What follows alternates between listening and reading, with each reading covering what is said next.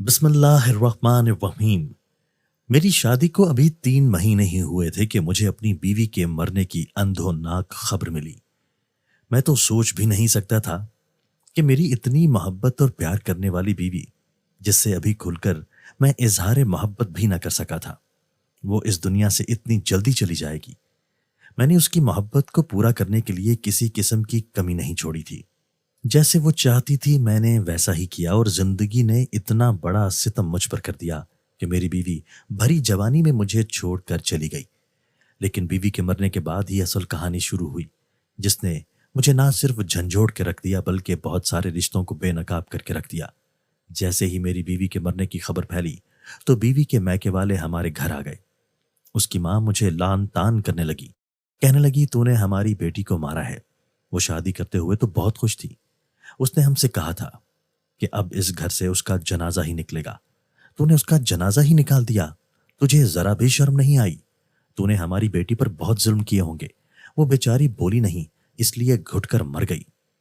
انہیں کیا پتا تھا کہ میں تو اپنی بیوی سے ابھی تک کوئی تعلق ہی نہیں قائم کر سکا تھا، تو میں اس پر کیا ظلم کرتا؟ ابھی تو ہم دونوں کا رشتہ بہت ہی زیادہ تکلیف والا تھا، میں چاہ کر بھی اس کے قریب نہیں ہو سکا تھا۔ میں اس سے بات کرتا تو وہ منہ دوسری طرف پھیر لیتی۔ اس سارے چوہے بلی کے کھیل میں 3 مہینے گزر گئے، مجھے پتہ ہی نہ چلا تھا۔ اس کے علاوہ ایک اور بڑا واقعہ ہو گیا جس نے مجھے زیادہ پریشان کیا، کیونکہ بیوی کے میکے والے کہہ رہے تھے کہ ہم میت کو اپنے گھر لے کر جائیں گے اور اپنے آبائی قبرستان میں دفن کریں گے، جبکہ میرے گھر والے کہہ رہے تھے کیونکہ اب وہ ہماری ذمہ داری تھی اس لیے اسے دفنایا بھی یہیں پر جائے گا۔ لیکن بیوی کے میکے میں ایک آدمی بہت زیادہ اصرار کر رہا تھا کہ کسی صورت بھی ہم اپنی بیٹی کو یہاں دفن نہیں ہونے دیں گے۔ تم نے اس پر جیتے جی بھی اتنے ظلم کیے، اب ہم اسے مر کر یہاں نہیں چھوڑ سکتے۔ آخرکار ضد کر کے ان لوگوں نے میت کو یہاں سے نکال لیا اور یہ لوگ اسے اپنے گھر لے گئے۔ میں بہت زیادہ پریشان تھا، لیکن آخر وہ میری بیوی تھی، وہ چاہے دفن جہاں بھی ہوتی مجھے اس کے ساتھ جانا تھا، اس لیے میں بھی اس کے ساتھ ہی چلا گیا۔ میں نے جب اسے لحد میں اتارا تو میرا دل کانپ رہا تھا، مجھے اپنی موت کی یاد آ رہی تھی۔ دل چاہا بیوی کے ساتھ میں بھی اس دنیا سے چلا جاؤں، لیکن میں ایسا نہیں کر سکتا تھا۔ تبھی مجھے پیچھے سے کسی نے دھکا دیا۔ میں نے پیچھے مڑ کر دیکھا تو وہی آدمی کھڑا تھا جس نے میری بیوی کا جنازہ یہاں لانے کی بہت زیادہ ضد کی تھی۔ کہنے لگا، ارے بھائی، آپ بھی قبر میں لیٹ جاؤ گے، نکلو یہاں سے۔ میں قبر سے ذرا پیچھے ہٹ گیا۔ جلدی جلدی قبر پر مٹی ڈال دی گئی۔ پھر وہ شخص سب کو کہنے لگا کہ اب یہ غیر اسلامی طریقے سے تماشا نہ لگایا جائے، سب لوگ اپنے اپنے گھروں کو چلے جائیں اور تم یہاں اپنی بیوی کا ماتم کرتے کرتے اس دنیا سے اٹھ جاؤ گے۔ جاؤ، اپنے گھر جاؤ، اپنے گھر والوں کو، اپنی ماں کو وقت دو۔ میں اس کی باتیں سن کر بہت پریشان تھا، لیکن کیا کرتا، یہ موقع ہی ایسا تھا کہ میں زیادہ بول بھی نہیں سکتا تھا۔ میں چپ چاپ اپنے گھر آ گیا۔ میرا دل بری طرح رو رہا تھا۔ میں کسی دوست کو فون کرنے لگا۔ میں نے جیب میں ہاتھ ڈالا تو میرا فون جیب میں نہیں تھا۔ یہ دیکھ کر میرے قدموں تلے سے زمین نکل گئی۔ میں بہت پریشان ہوا، سوچا کہ شاید موبائل میں کہیں راستے میں پھینک آیا ہوں۔ پھر مجھے یاد آیا کہ قبرستان سے آتے ہوئے میری جیب ذرا ہلی تھی۔ میں اس وقت بھی فرق محسوس نہیں کر سکا، لیکن بات دراصل یہ تھی کہ میں اپنا موبائل قبرستان میں ہی کہیں بھول آیا تھا۔ میں فوراً گھر سے نکلا اور اس قبرستان میں پہنچا جہاں پر میری بیوی کی تدفین ہوئی تھی۔ میں ادھر ادھر دیکھنے لگا، تبھی ایک بوڑھا آدمی میری طرف آیا۔ کیا ڈھونڈ رہے ہو بیٹے؟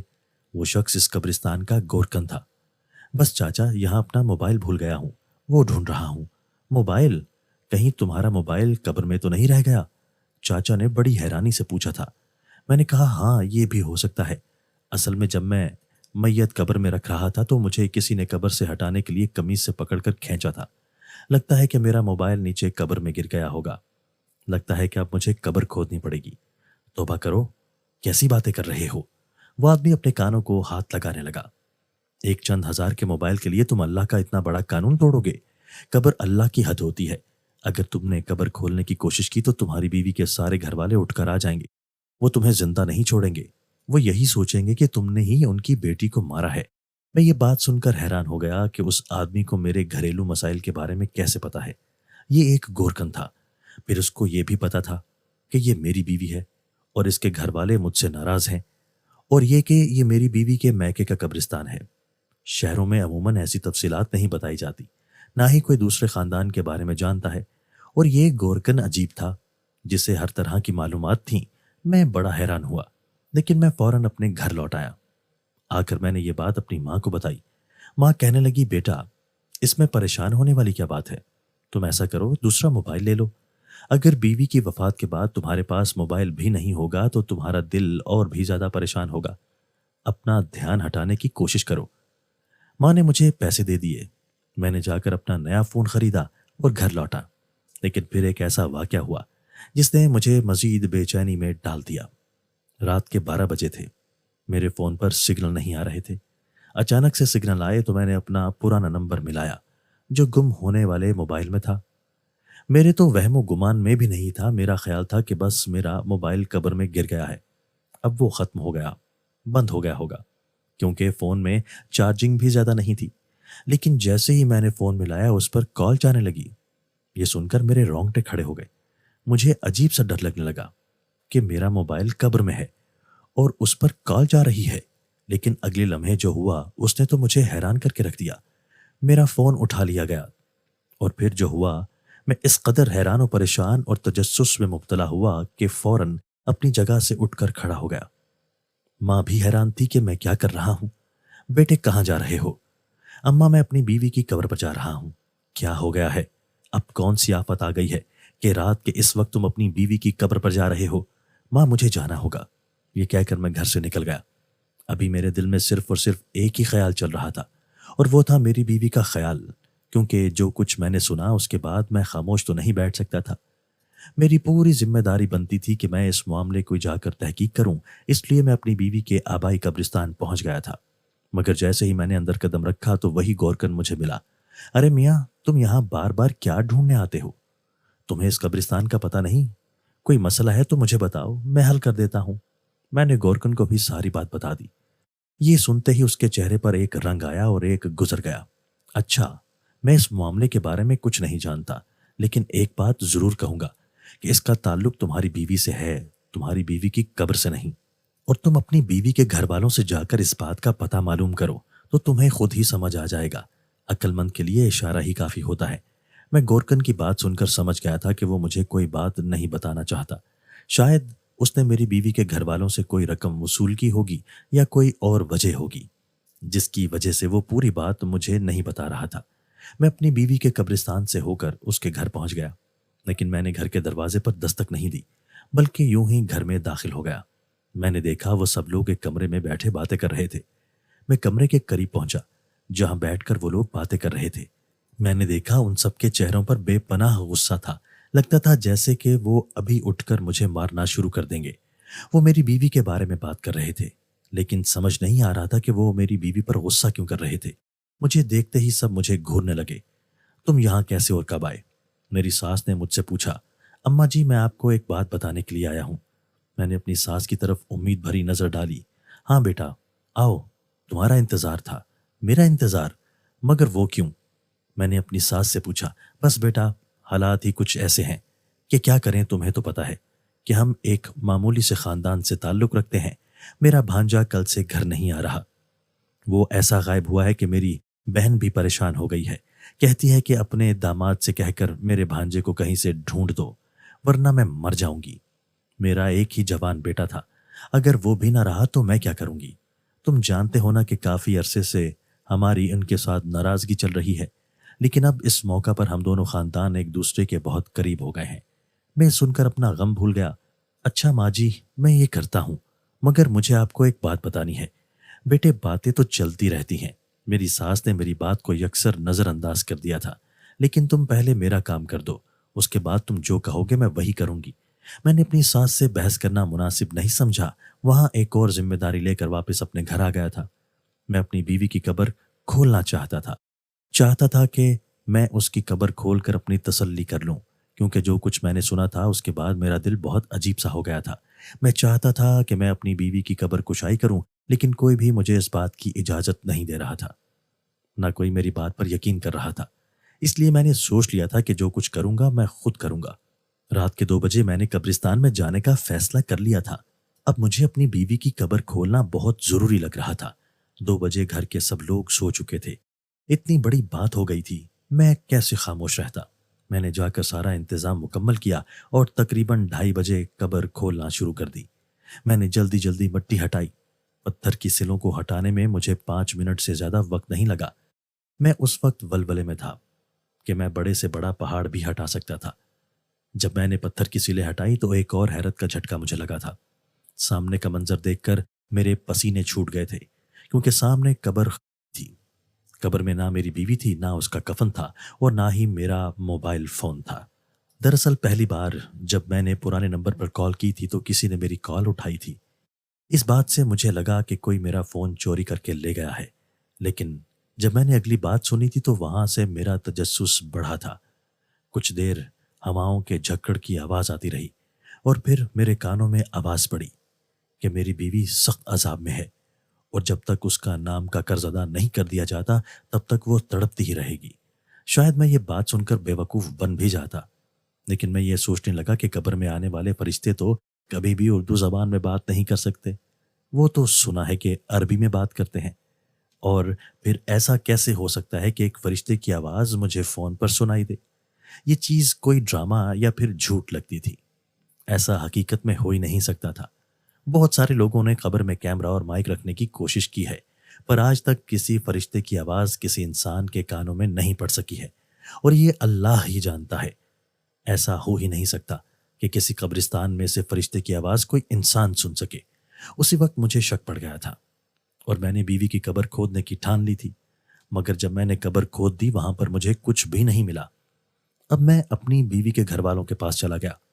میں نے کہا کہ آپ کی بیٹی کی قبر میں نے خود کھودی ہے، مگر میری بیوی وہاں نہیں ہے۔ میرے سسرال والے مجھ پر غصہ کرنے لگے کہ مجھے یہ بے حرمتی کرنے کو کس نے کہا تھا۔ میری بیوی کے بھائی تو باقاعدہ مجھے مارنے کے لیے اٹھے اور مجھے برا بھلا کہنے لگے۔ میں نے کہا کہ آپ کو یہ سب نہیں کہنا چاہیے، میں تو کبھی بھی اپنی بیوی کے لیے برا سوچ ہی نہیں سکتا تھا، اور یہ بات ان لوگوں کو کون سمجھائے؟ ان کو تو میں جلاد لگ رہا تھا۔ میں نے اپنی بیوی کے گھر والوں سے زیادہ بحث کرنا مناسب نہیں سمجھا کہ وہ تو لڑنے جھگڑنے پر تیار ہو گئے تھے، اور ایسے لوگوں سے میں کتنی بھی بات کرتا انہوں نے میری بات نہیں سننی تھی۔ میں وہاں سے نکلا تو سب سے پہلے مجھے اپنی ساس کے بھانجے کا خیال آیا، جس کے بارے میں انہوں نے مجھے ڈھونڈنے کا کہا تھا۔ باقی کام چھوڑ کر اب میں اسے ڈھونڈنا چاہتا تھا۔ وہ بھی گھر سے اس دن سے غائب ہوا تھا جس دن میری بیوی فوت ہوئی تھی۔ پھر میں پوچھتا پوچھتا وہاں کے اڈے پر پہنچا۔ وہاں جا کر میں نے اپنی ساس کے بھانجے کے بارے میں بتایا۔ مجھے وہاں ایک آدمی نے معلومات دی کہ وہ صبح صبح ہی ڈسکا سے نکلا ہے۔ میں اس کا پتہ ڈھونڈتے ڈھونڈتے اس تک کیسے پہنچا یہ ایک الگ کہانی ہے، اور وہ ایک چھوٹی سی تنگ گلی میں کرائے کے مکان میں رہتا تھا، اور آج اسے ڈھونڈتے ہوئے مجھے 1 ہفتہ ہو چکا تھا۔ ہفتے کے بعد جب میں اس تنگ گلی میں اس کے گھر کے دروازے پر دستک دینے کے لیے گیا تو میرے دل میں تمام سوالوں کے جواب پہلے سے موجود تھے، اور کچھ سوال میرے ذہن میں اٹھ رہے تھے۔ میں وہ سب اس سے پوچھنا چاہتا تھا۔ جیسے وہ دروازہ کھلا میں نے دیکھا کہ سامنے کوئی اور نہیں بلکہ میری اپنی بیوی کھڑی تھی۔ میں تو کسی اور کو ڈھونڈنے آیا تھا۔ مجھے دیکھتے ہی اس کے چہرے کا ایک رنگ آیا اور ایک گزر گیا۔ وہ بڑی مشکل سے اپنی جان بچا کر پیچھے بھاگنے لگی۔ میں نے اسے بازو سے پکڑا اور گھسیٹنا شروع کر دیا۔ وہ چلانے لگی اور شاید مجھے گلی والوں کے سامنے ایک چور ڈاکو ظاہر کرنا چاہتی تھی۔ میں نے سب کو چپ کروا دیا کہ یہ میری بیوی ہے اور میں اسے ایسے یہاں چھوڑ کر نہیں جا سکتا۔ سب لوگ بہت حیران تھے۔ میری بیوی کے چہرے پر بھی بہت پشیمانی تھی۔ میں نے اسے لا کر گاڑی میں پھینکا اور اس سے پوچھا کہ تم یہاں پر کیوں ہو؟ تم تو مر گئی تھی۔ وہ رونے لگی۔ خدا کے لیے مجھے معاف کر دیں۔ خدا کا نام، مطلب تم نے تو اس کو ناراض کر کے یہ راستہ اختیار کیا ہے۔ بتاؤ کہ تمہیں کیا سزا دوں؟ میری بیوی مجھ سے ہاتھ جوڑ کر معافی مانگنے لگی کہ پہلے ایک بار آپ میری بات سن لیں، پھر آپ کو سب کچھ سچ سچ بتاؤں گی۔ اگر پھر بھی آپ کو یقین نہ آئے تو آپ جو کہیں گے میں وہی کروں گی۔ میری بیوی نے جب اپنی کہانی سنانا شروع کی تو میں بھی چپ ہو گیا۔ اس نے بتایا کہ وہ جب سے بڑی ہوئی ہے اس کے گھر میں اس کے خاندان والوں کا آنا جانا لگا رہتا تھا۔ اس کی خالہ کا بیٹا نذیر ان کے گھر آتا جاتا رہتا تھا۔ نذیر کے ساتھ بے تکلفی بڑھی تو ایک دن نذیر نے اسے کہا کہ وہ اسے جاب کے لیے دوسرے شہر لے جائے گا، وہ خود پیسہ کمائے گی اور گھر کی غربت ختم کر دے گی۔ وہ بھی اس کی باتوں میں آ گئی، پھر اس کے ساتھ چل پڑی۔ دوسرے شہر جا کر اس نے اپنی ہوس کا نشانہ بنایا اور ساتھ ہی اس کی تصاویر بھی بنائی۔ جب میری اتنی ساری تصویریں بن گئیں تو میں مجبور ہو گئی اور اس کی بات ماننے لگی تھی۔ یہ بات میری ماں کو پتہ چلی تو ماں نے میری شادی آپ سے کر دی، پر اس بندے نے میرا پیچھا نہیں چھوڑا اور ساتھ ہی اس نے سختی سے منع کر رکھا تھا کہ اپنے شوہر کے پاس نہیں جانا۔ وقت گزرتا رہا، پھر ایک دن اس نے مجھ سے فرمائش کر دی کہ تم مرنے کا ناٹک کرو، اس کے بعد میں تمہیں یہاں سے لے جاؤں گا، تم میری بیوی بن کر رہو۔ میں نے اپنی بیوی کی ساری بات غور سے سنی۔ میں حیران تھا کہ میری بیوی نے اس کے کہنے کے مطابق خدا جانے یہ ناٹک اتنی کامیابی سے کیسے کیا۔ پر جیسے ہی میری بیوی کے مرنے کا اعلان ہوا تھا، اس کے میکے کے سب لوگ میرے گھر آ گئے تھے، اور شاید دفنانے میں جلدی کرنے کی بھی یہی وجہ تھی کہ وہ آدمی سب کے پیچھے کھڑا تھا۔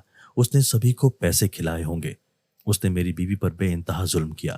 میری بیوی اپنے خاندان والوں سے، مجھ سے اور سب لوگوں سے نظر ملانے کے قابل ہی نہ رہی تھی، اسی لیے وہ اس بات کو مانتی چلی گئی اور ظلم سہتی گئی۔ میں نے اپنی بیوی کی سچائی جان کر اسے حوصلہ دیا اور کہا کہ تم اس برائی سے بچنے کے لیے تیار ہو تو میں تمہارے ساتھ کھڑا ہوں۔ تمہاری کتنی ہی تصویریں پوری دنیا کیوں نہ دیکھ لے، لیکن اب تم اس کے ہاتھوں یرغمال نہیں بنو گی۔ اب میں اس کو خود ہی دیکھوں گا اور دیکھوں گا کہ یہ قانون کی گرفت سے کیسے بچ سکتا ہے۔ میں اپنے تعلقات استعمال کر کے اس شخص کو کیفر کردار تک پہنچانے کا ارادہ کر چکا تھا۔